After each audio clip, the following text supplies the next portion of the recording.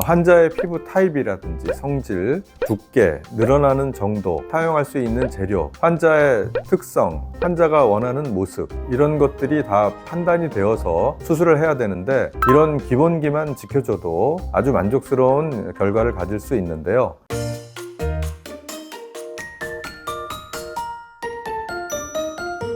안녕하세요. 여러분의 건강하고 예쁜 코를 위한 성형마스터 연세다인성형외과 김균태 원장입니다. 오늘은 늘 말씀드리던 주름 이야기가 아닌 다른 부위 성형 이야기를 드려볼까 하는데요.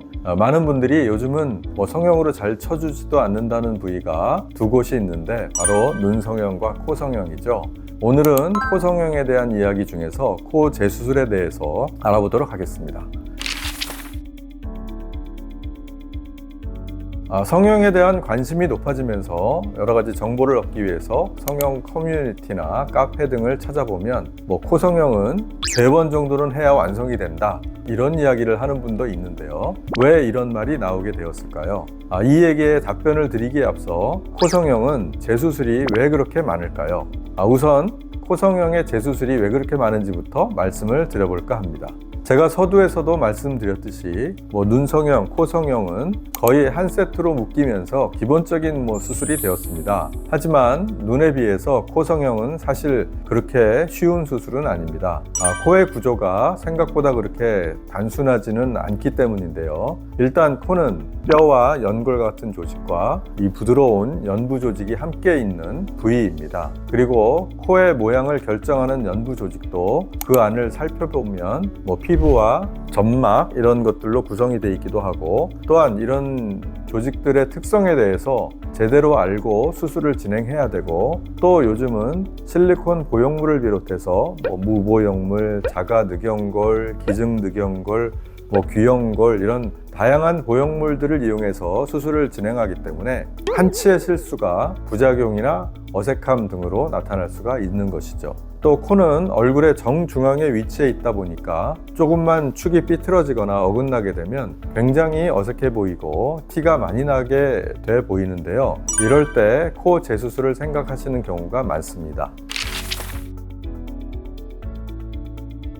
두 번째 측면에서 생각을 해봐야 합니다. 보통 우리가 흔하게 코 재수술을 받는 이유가, 첫 번째, 구축과 같은 부작용이 있을 때, 이럴 때는 당연히 더 심해지기 전에 재수술을 받는 게 맞을 것이고, 두 번째는 수술 자체는 큰 문제가 없는데 디자인이나 높이라든지 모습이 마음에 들지 않아서 좀 더 예뻐지고 싶은 마음이 있기 때문에 재수술을 받는 경우가 있습니다.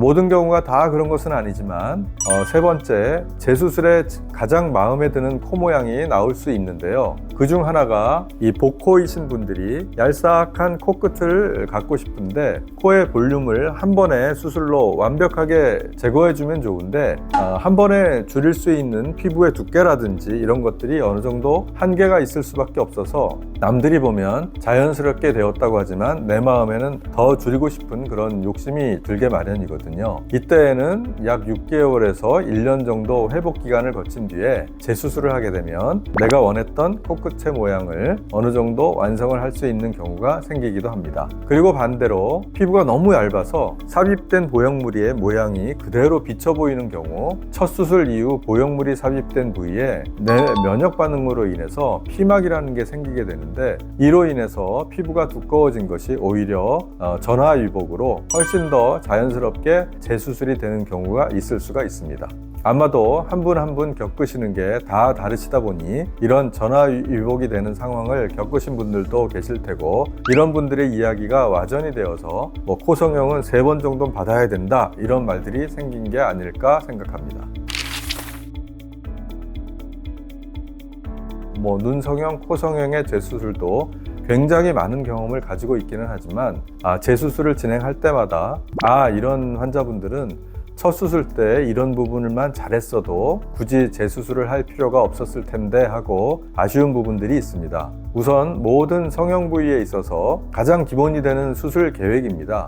환자의 피부 타입이라든지 성질, 두께, 늘어나는 정도, 이때 사용할 수 있는 재료, 그리고 환자의 특성, 환자가 원하는 모습, 이런 것들이 다 판단이 되어서 수술을 해야 되는데 그렇지 않은 경우들도 꽤 많이 있습니다. 이런 기본기만 지켜줘도 재수술 없이 첫 수술에 아주 만족스러운 결과를 가질 수 있는데요. 환자와 의사의 이런 친숙한 커뮤니케이션이 먼저 이루어지고 그거에 따라서 계획을 잘 세워야 됩니다. 두 번째로는 유행인데요.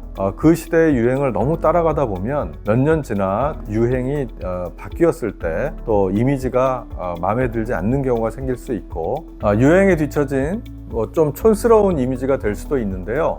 이런 유행만을 쫓기보다는 내 얼굴에 조화롭게 어울리는 디자인으로 수술하는 것이 좋겠습니다. 우리 연세 다인성형외과에서의 재수술에 대해서 말씀을 드리자면 모든 코 재수술에 자연스러움을 추구합니다.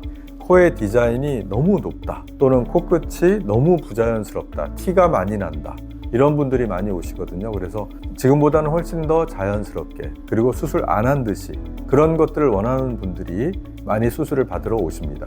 저에게 수술 받으러 오시는 분들은 이미 많은 수술을 거쳤기 때문에 본인의 늑연골 또는 본인의 귀연골 또는 비중격 연골 등을 많이 사용한 코입니다. 그래서 더 이상의 연골을 채취하지 않고 있는 것들을 잘 사용해서 최대한 자가 조직을 이용해서 수술을 하기 때문에 이후에도 부작용이 나타나지 않도록 도와드리고 있습니다. 오늘은 코 재수술에 대해서 이야기를 나눠봤는데요. 도움이 되셨다면 구독, 좋아요, 알림 설정까지 꼭 한 번씩만 눌러주시고 2번 누르면 취소가 되더라고요. 저는 더 재미있고 유익한 내용으로 다시 찾아뵐 수 있도록 하겠습니다. 영상 봐주셔서 감사합니다.